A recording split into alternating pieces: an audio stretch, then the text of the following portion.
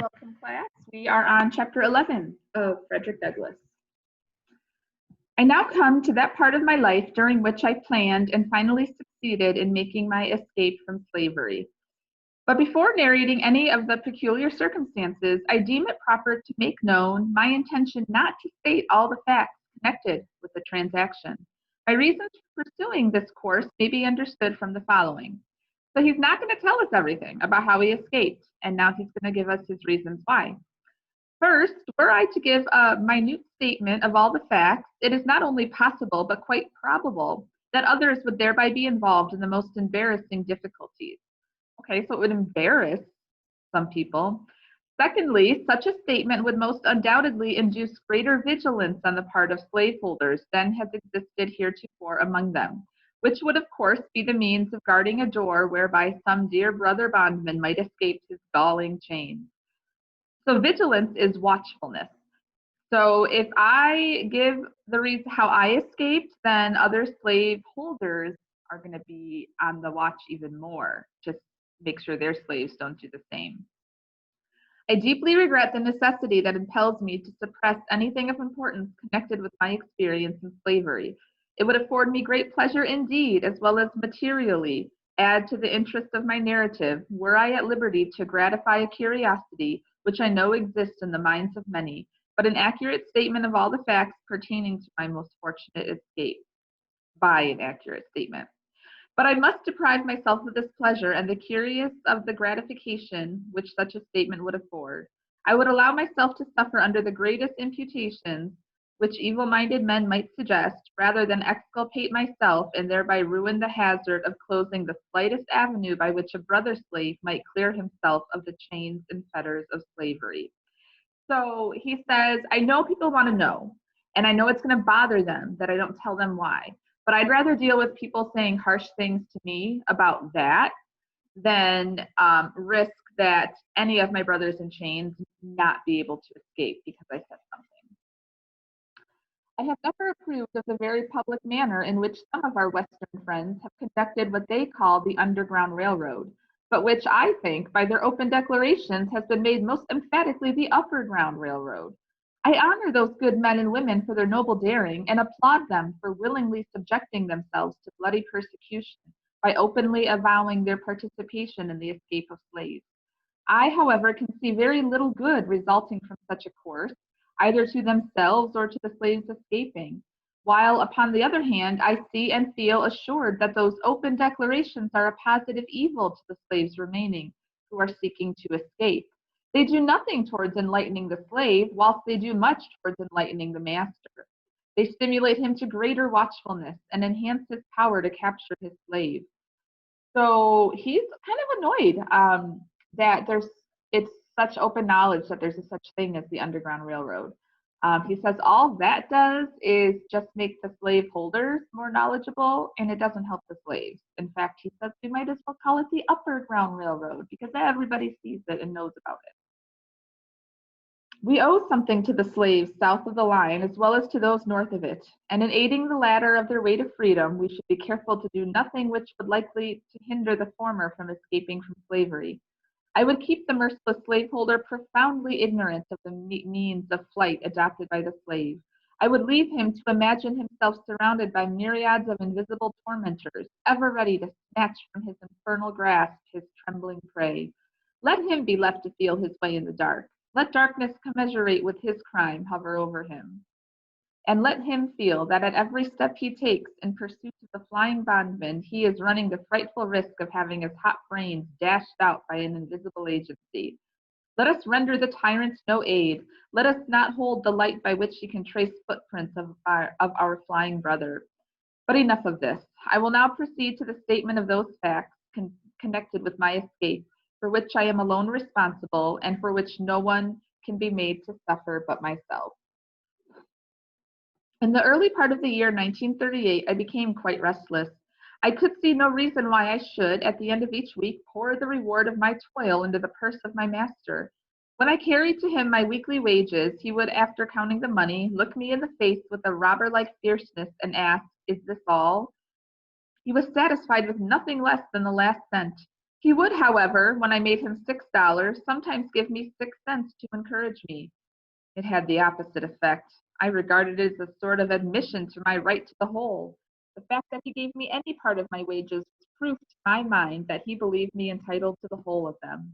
I always felt worse after receiving anything, for I feared that the giving me a few cents would ease his conscience and make him feel himself to be a pretty honorable sort of robber. My discontent grew upon me. I was ever on the lookout for means of escape, and finding no direct means, I determined to try to hire my time, with the view of getting money with which to make my escape. In the spring of 1938, when Master Thomas came to Baltimore to purchase his spring goods, I got an opportunity and applied to him to allow me to hire my time. He unhesitatingly refused my request and told me this was another strategy by which to escape. He told me I could go nowhere but that he could get me, and that in the event of my running away, he should spare no pains in his efforts to catch me. He exhorted me to content myself and be obedient. He told me if I would be happy, I must lay out no plans for the future. He said if I behaved myself properly, he would take care of me. Indeed, he advised me to complete thoughtlessness of the future and taught me to depend solely upon him for happiness. He seemed to see fully the pressing necessity of setting aside my intellectual nature in order to contentment in slavery. But in spite of him, and even in spite of myself, I continued to think and to think about the injustice of my enslavement and the means of escape. About 2 months after this, I applied to Master Hugh for the privilege of hiring my time. He was not acquainted with the fact that I applied to Master Thomas and had been refused. He too at first seemed disposed to refuse, but after some reflection, he granted me the privilege and proposed the following terms. I was to be allowed all my time, make all contracts for those for whom I worked, and find my own employment. And in return for this liberty, I was to pay him $3 at the end of each week, find myself in caulking tools and in board and clothing. My board was $2.50 per week. Thus, with the wear and tear of clothing and caulking tools, made my regular expenses about $6 per week. This amount I was compelled to make up or relinquish the privilege of hiring my time. So by hiring my time, that means getting a job. Rain or shine, work or no work, at the end of each week, the money must be forthcoming, or I must give up my privilege. This arrangement, it will be perceived, was decidedly in my master's favor. It relieved him of all needing of looking after me. His money was sure. He received all the benefits of slaveholding without its evils, while I endured all the evils of a slave and suffered all the care and anxiety of a free man. I found it a hard bargain. But, hard as it was, I thought it better than the old mode of getting along. It was a step towards freedom to be allowed to bear the responsibilities of a free man, and I was determined to hold on upon it. I bent myself to the work of making money. I was ready to work at night as well as day, and by the most untiring perseverance and industry, I made enough to meet my expenses and lay up a little money every week. So he's able to save a little extra each week. I went on thus from May till August. Master Hugh then refused to allow me to hire my time longer. The ground for his refusal was a failure on my part one Saturday night to pay him for my week's time. This failure was occasioned by my attending a camp meeting about 10 miles from Baltimore. During the week, I had entered into an engagement with a number of young friends to start from Baltimore to the campground early Saturday evening, and being detained by my employer, I was unable to get down to Master Hugh's without disappointing the company. I knew that Master Hugh was in no special need of the money that night. I therefore decided to go to camp meeting and upon my return pay him the $3. I stayed at the camp meeting one day longer than I intended when I left, but as soon as I returned, I called upon him to pay him what he considered his due. I found him very angry. He could scarce restrain his wrath. He said he had a mind to give me a severe whipping. I wished to know how he dared to go out of the city without asking his He wished to know how I dared to go out of the city without asking his permission. I told him I hired my time, and while I paid him the price which he asked for it, he did not know that I was bound to ask him when and where I should go. I did not know that I was bound to ask him. This reply troubled him, and after reflecting a few moments, he turned to me and said I should hire my time no longer, that the next thing he should know of, I would be running away. Upon the same plea, he told me to bring my tools and clothing home forthwith. I did so, but instead of seeking work as I had been accustomed to do previously to hiring my time, I spent the whole week without the performance of a single stroke of work. I did this in retaliation. Saturday night, he called upon me for my usual wages of the week's work, and I told him I had no wages. I had done no work that week. So we see Douglass, any slave is very limited on what they can do to get revenge, retaliation, but Douglass says, I just won't go to work for a week and then I have no money to pay him. Here we were upon the point of coming to blows. He raved and swore his determination to get a hold of me. I did not allow myself a single word, but was resolved, if he laid the weight of his hand upon me, it should be blow for blow. He did not strike me, but told me that he would find me in constant employment in the future. I thought the matter over during the next day, Sunday, and finally resolved upon the 3rd day of September as the day upon which I would make a second attempt to secure my freedom. I now had 3 weeks during which to prepare for my journey. Early on Monday morning, Master Hugh had time to make any engagements for me. Early on Monday morning, before Master Hugh had time to make any engagement for me, I went out and got employment of Mr. Butler at his shipyard near the drawbridge, upon which is called the City Block, thus making it necessary for him to seek employment for me. At the end of the week, I brought him between $8 and $9. He seemed very well pleased and asked me why I did not do the same the week before. He little knew what my plans were. My object in working steadily was to remove any suspicion he might entertain of my intent to run away, and in this I succeeded admirably. I suppose he thought I was never better satisfied with my condition than at the very time during which I was planning my escape. The 2nd week passed, and again I carried him my full wages, and so well pleased was he that he gave me 25 cents, quite a large sum for a slaveholder to give a slave, and bade me to make good use of it. I told him I would. And we know that he's going to save that money to escape. Things went on without very smoothly indeed, but within there was trouble. So outside everything's fine, but inside him, he's struggling.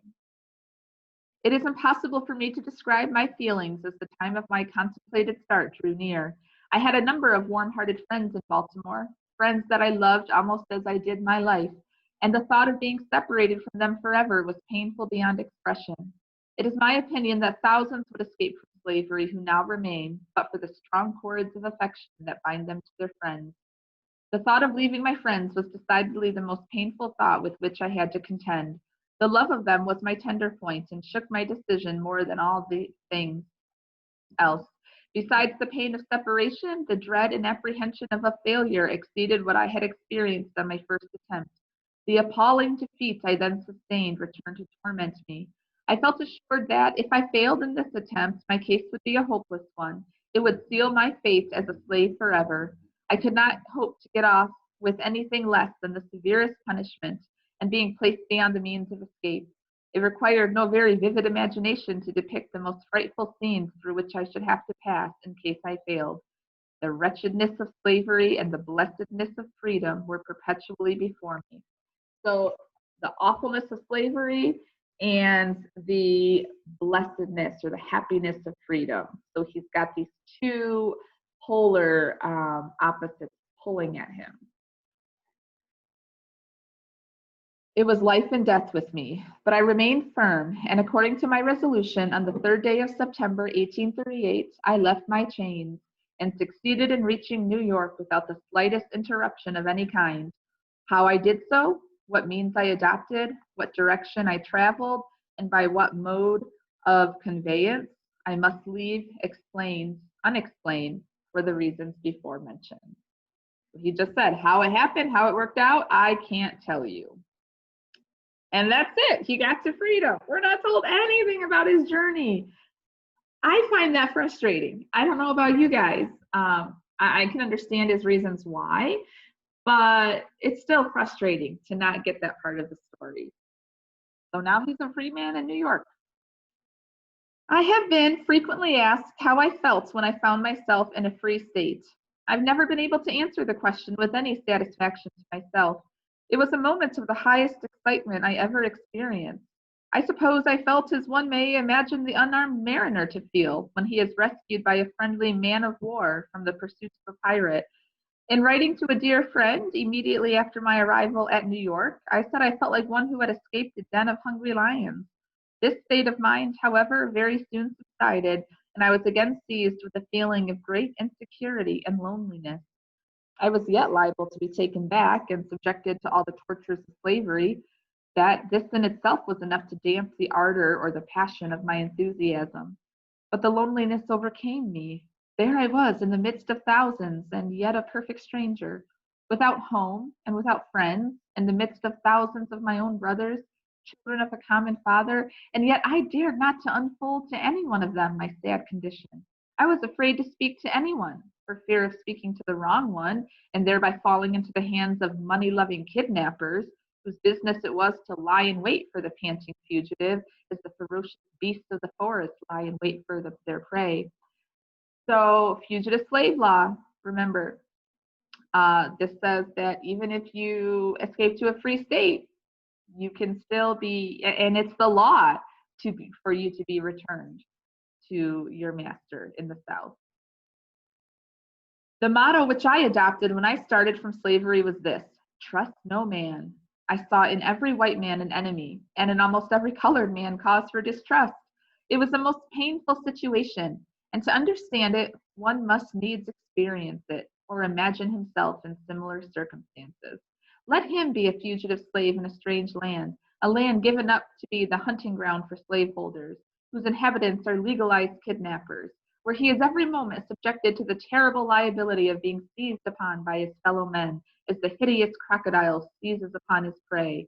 I say, let him place himself in my situation, without home or friends, without money or credit, wanting shelter and no one to give it, wanting bread and no money to buy it. And at the same time, let him feel that he is pursued by merciless men hunters and in total darkness as to what to do, where to go, or where to stay, perfectly helpless both to the means of defense and the means of escape. In the midst of plenty, yet suffering the terrible gnawings of hunger. In the midst of houses, yet having no home. Among fellow men, yet feeling as if in the midst of wild beasts whose greediness to swallow up the trembling and half-famished fugitive is equaled only by that with which the monsters of the deep swallow up the helpless fish upon which they subsist. I say, let him be placed in this most trying situation, the situation in which I was placed. Then and not only then will he fully appreciate the hardships of and know how to sympathize with the toil-worn and whip-scarred fugitive slave. That is a long sentence. You guys, that sentence started all the way up here and it just ended. But lots of dashes in there, separating ideas. But all those things he listed, he said, unless you can go through that, unless let him go through this, let him go through this, let him go through this, then maybe he can understand what it's like to be a fugitive slave. So he's struggling so much emotionally. He doesn't feel like he can trust anyone, and he is so lonely. You guys know what it feels like to be lonely. It's awful. And then lonely in a strange land where you can't trust anyone. Thank heaven I remained but a short time in this distressed situation. I was relieved from it by the humane hand of Dr. David Ruggles, whose vigilance, kindness, and perseverance I shall never forget. I am glad of an opportunity to express, as far as words can, the love and gratitude I bear him. Mr. Ruggles is now afflicted with blindness and is himself in need of the same kind offices which he was once so forward in the performance of toward others. I had been in New York but a few days when Mr. Ruggles sought me out and very kindly took me to his boarding house at the center of Church and West Bernard Street. Mr. Ruggles was then very deeply engaged in the memorable Dard case, as well as attending to a number of other fugitive slaves, devising ways and means for their successful escape. And though watched and hemmed in on almost every side, he seemed to be more than a match for his enemies. So Mr. Ruggles is an abolitionist. He's someone who's fighting for the freedom movement. Very soon after I went to Mr. Ruggles, he wished to know of me where I wanted to go. And he deemed it unsafe for me to remain in New York. I told him I was a caulker and should like to go where I could get work. I thought of going to Canada, but he decided against it and in favor of my going to New Bedford, thinking I should be able to get work there at my trade. New Bedford is in Massachusetts. At this time, Anna, my intended wife, came on, for I wrote to her immediately after my arrival at New York, notwithstanding my homeless, houseless, and helpless condition, informing her of my successful flight and wishing for her to come on forthwith. And if you look at there's an asterisk by the name Anna, that means look down because there's more information about that name. So at the bottom of the page, if you see the asterisk, she was a free woman. We've never heard of Anna before now. She just kind of shows up out of the blue, but he's engaged to her. It's his intended wife. So he's known her, we would think, for some time. In a few days after her arrival, Mr. Ruggles called in the Reverend J.W.C. Pennington, who, in the presence of Mr. Ruggles, Mrs. Michaels, and 2 or 3 others, performed the marriage ceremony and gave us a certificate of which the following is an exact copy. This may certify that I joined together in holy matrimony Frederick Johnson and Anna Murray as man and wife in the presence of Mr. David Ruggles and Mrs. Michaels. James W.C. Pennington, New York, September 15, 1838. And there you have another symbol, not an asterisk, but this time like a little cross. You look down, it says I had changed my name from Frederick Bailey to that of Johnson. How do we get to Douglass? Let's keep reading. Upon receiving this certificate and a $5 bill from Mr. Ruggles, I shouldered one part of our baggage and Anna took up the other, and we set out forthwith to take passage on board the steamboat John W. Richmond for Newport on our way to New Bedford. Mr. Ruggles gave me a letter to a Mr. Shaw in Newport and told me, in case my money did not serve me to New Bedford, to stop in Newport and obtain further assistance. But upon our arrival at Newport, we were so anxious to get to a place of safety that, notwithstanding we lacked the necessary money to pay our fare, we decided to take seats in the stage and promised to pay when we got to New Bedford. We were encouraged to do this by 2 excellent gentlemen, residents of New Bedford, whose names I afterward ascertained to be Joseph Ricketson and William C. Tabor. They seemed at once to understand our circumstances and gave us such assurance of their friendliness as put us full at ease in their presence. It was good indeed to meet with such friends at such a time. Upon reaching New Bedford, we were directed to the house of Mr. Nathan Johnson, by whom we were kindly received and hospitably provided for. Both Mr. and Mrs. Johnson took a deep and lively interest in our welfare. They proved themselves quite worthy of the name of abolitionists.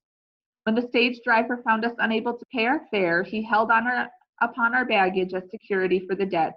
I had but to mention the fact to Mr. Johnson, and he forthwith advanced the money.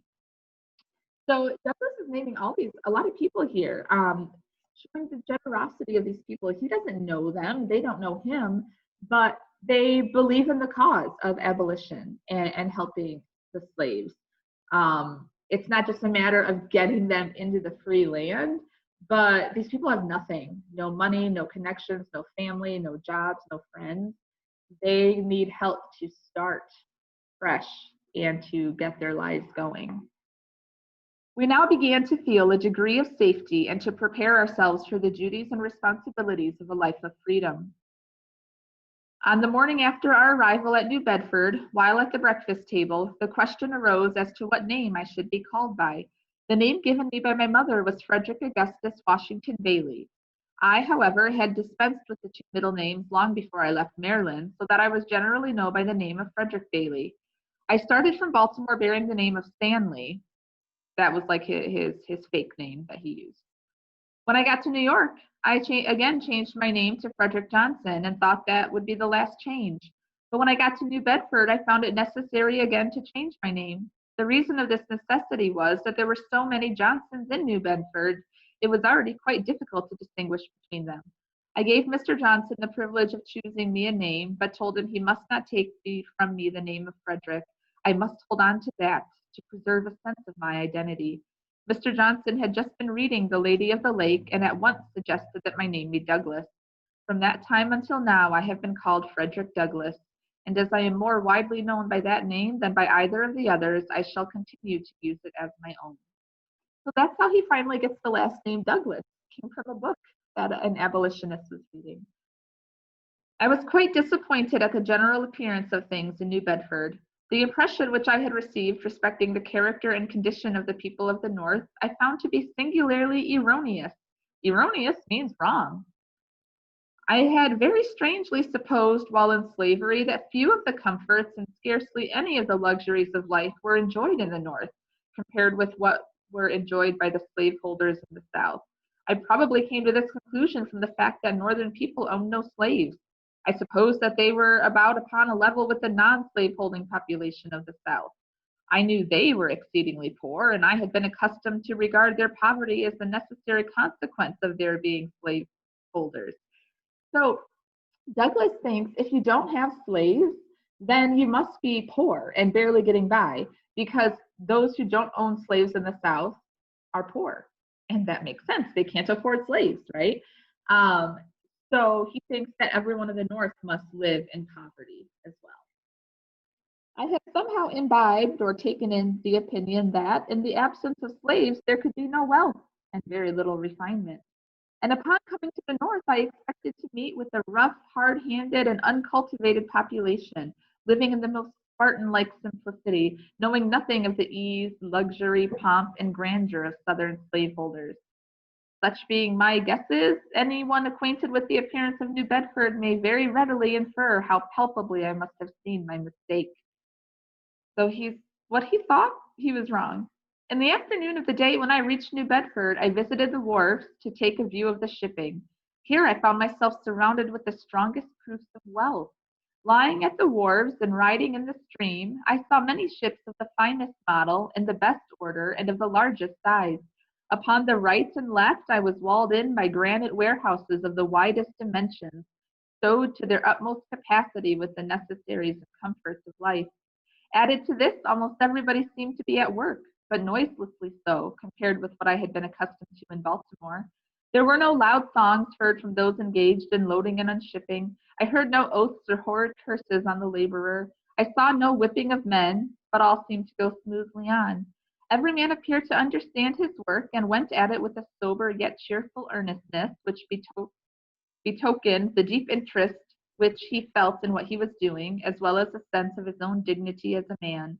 To me, this looked exceedingly strange. From the wharves, I strolled around and over the town, gazing with wonder and admiration at the splendid churches, beautiful dwellings, and finely cultivated gardens, evincing an amount of wealth, comfort, taste, and refinement such as I had never seen in any part of slaveholding Maryland. So, without slaves, you can still have wealth. This is a really important realization Douglass has, that you don't need slavery to have a successful, booming economy. And in fact, it's way better up there than in the South. Everything looked clean, new, and beautiful. I saw few or no dilapidated houses with poverty-stricken inmates, no half-naked children and barefooted women, such as I had been accustomed to see in Hillsborough, Easton, St. Michael's, and Baltimore. The people looked more able, stronger, healthier, and happier than those in Maryland. I was for once made glad by a view of extreme wealth without being saddened by seeing extreme poverty. But the most astonishing as well as the most interesting thing to me was the condition of the colored people, a great many of whom, like myself, had escaped there as a refuge from the hunters of men. I found many who had not been 7 years out of their chains, living in finer houses and evidently enjoying more of the comforts of life than the average slaveholders in Maryland. Wow. People out of slavery, he says, less than 7 years, and they're living better than the slaveholders, many of the slaveholders in the South, or the average slaveholder. I will venture to argue that my friend, Mr. Nathan Johnson, of whom I can say with a grateful heart, I was hungry and he gave me meat. I was thirsty and he gave me drink. I was a stranger and he took me in. That is so important because that is a direct reference to the Bible, to what Jesus said, Christianity. This is one of the first times Douglass says, here is someone who does it right, who's doing what Jesus said. So he's not being sarcastic with his tone. He says, I can truly say of this person, this abolitionist, that he's living the Christian way. He lived in a neater house, dined at a better table, took, paid for, and read more newspapers, better understood the moral, religious, and political character of the nation than 9/10 of the slaveholders in Talbot County, Maryland. Yet Mr. Johnson was a working man. His hands were hardened by toil, and not his alone, but those of Mrs. Johnson. I found the colored people much more spirited than I had supposed they would be. I found among them a determination to protect each other from the bloodthirsty kidnapper at all hazards. Soon after my arrival, I was told of a circumstance which illustrated their spirit. A colored man and a fugitive slave were on unfriendly terms. The former, the first, the colored man, was heard to threaten the latter, the slave, with informing his master of his whereabouts. Straightway a meeting was called among the colored people under the stereotyped notice, business of importance. The betrayer was invited to attend. The people came at the appointed hour and organized the meeting by appointing a very religious old gentleman as president, who I believe made a prayer, after which he addressed the meeting as follows. Friends, we have got him here, and I would recommend that you young men just take him outside the door and kill him. With this, a number of them bolted at him, but they were intercepted by some more timid than themselves, and the betrayer escaped their vengeance and has not been seen in New Bedford since. I believe there have been no more such threats, and should there be hereafter, I doubt not that death would be the consequence. So someone, and it was a black man, threatened to return another black man, a fugitive slave, back to his owner. And that shocked the community. And they had a meeting, and they were going to, the people were ready to kill him. He escaped, but that's how much they, in this community, you don't betray a fugitive slave. I found employment the third day after my arrival in stowing a sloop with a load of oil. A sloop is a boat. It was new, dirty, and hard work for me, but I went at it with a glad heart and a willing hand. I was now my own master. It was a happy moment, the rapture of which can be understood only by those who have been slaves. It was the first work, the reward of which was to be entirely my own. There was no Master Hugh standing ready the moment I earned the money to rob me of it. I worked that day with a pleasure I had never before experienced. I was at work for myself and newly married wife. It was to me the starting point of a new existence. When I got through that job, I went in pursuit of a job of caulking, but such was the strength of prejudice against color among the white caulkers that they refused to work me, and of course I could get no employment. We have an asterisk there. He says, I'm told that colored people can now get employment in caulking in New Bedford, a result of anti-slavery efforts. So he's described this town in glowing terms, glowing good, but then he just pointed out, but there's still racism. The white caulkers don't want a black caulker working with him. So certainly not paradise, not perfect. Finding my trade of no immediate benefit, I threw off my caulking habiliments or clothing and prepared myself to do any work I could get to do. Mr. Johnson kindly let me have his wood horse and saw, and I very soon found myself plenty of work. There was no work too hard, none too dirty. I was ready to saw wood, shovel coal, carry the hod, sweep the chimney, or roll oil casks, all of which I did for nearly 3 years in New Bedford before I became known to the anti-slavery world. In about 4 months after I went to New Bedford, there came a young man to me and inquired if I did not wish to take the Liberator. I told him I did, but just having made my escape from slavery, I remarked that I was unable to pay for it then. I, however, finally became a subscriber to it. The paper came, so this is a newspaper, the Liberator. The paper came, and I read it from week to week with such feeling as it would be quite idle for me to attempt to describe. The paper became my meat and my drink. My soul was set all on fire. Its sympathy for my brethren in bonds, its scathing denunciations of slaveholders, its faithful exposures of slavery, and its powerful attacks upon the slaveholders of the institution sent a thrill of joy through my soul, such as I had never felt before.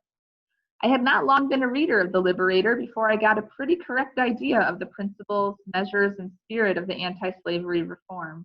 I took right hold of the cause. I could do but little, but what I could, I did with a joyful heart, and never felt happier than when in an anti-slavery meeting. I seldom had much to say at the meetings, or I rarely had much to say, because what I wanted to say was said so much better by others. But while attending an anti-slavery convention at Nantucket on the 11th of August, 1841, I felt strongly moved to speak and was at the same time much urged to do so by Mr. William C. Coffin, a gentleman who had heard me speak in the colored people's meeting at New Bedford. It was a severe cross, and I took it up reluctantly. The truth was, I felt myself a slave, and the idea of speaking to white people weighed me down. I spoke but a few moments when I felt a degree of freedom and said what I desired with considerable ease. From that time until now, I have been engaged in pleading the cause of my brethren. With what success and what devotion, I leave those acquainted with my labors to decide. So we get the story of how he begins speaking. And when he talks about August 1841 going to Nantucket, well, what do we have at the very beginning? The preface, right? In August 1841. So he's referring back to when he spoke, and then Garrison wrote about hearing him speak.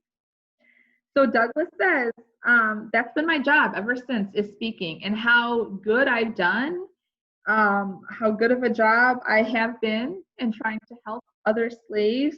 He says, I'll leave it up to others to decide, those who are acquainted with my labors, those who are familiar with how hard I'm working. So that brings us to the end of Frederick Douglass. There is an appendix. We are going to read that as well. That was added later, but that's the end of the book. So thank you so much for sticking with it.